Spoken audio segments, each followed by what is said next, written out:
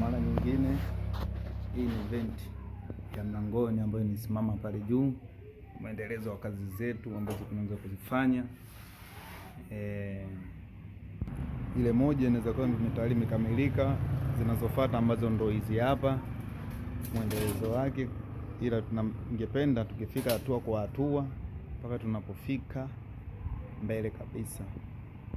Tunakuja kwa dirisha zetu hizi hapa. Hizi dirisha ni za chooni kabisa, zinazokaa juu kabisa, zikiwa hapa tayari zimekamilika kwa niaba ya kwenda kuzifunga. Hizi hapa slide vizuri za mteja wetu ambaye aliweza kutoa order kutengenezewa vidirisha vya chooni tu kama sample ambaye anataka kuzipenda, zikiwa zinaweza kuslide hizi hapa zikapishana.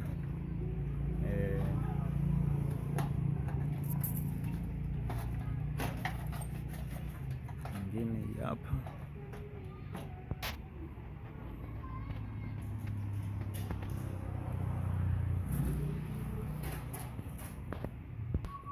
mashine hii hapa iliyofanya kazi, inaitwa kampuni gani hapa? Kama mnavyoona Aide Power Tool, kwa mashine kali sana, kampuni nzuri sana ambayo inautoa dirisha lako linakaa kwa square zaidi.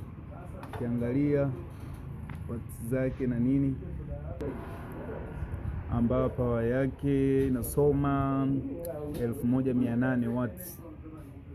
Uwezo wa mashine hii made in China, lakini mashine kali sana kwa uwezo wake ilipofikia hapa, lakini nakata kitu vizuri sana. Ambapo ukiangalia hii hapa dirisha ambayo ni 45 square 0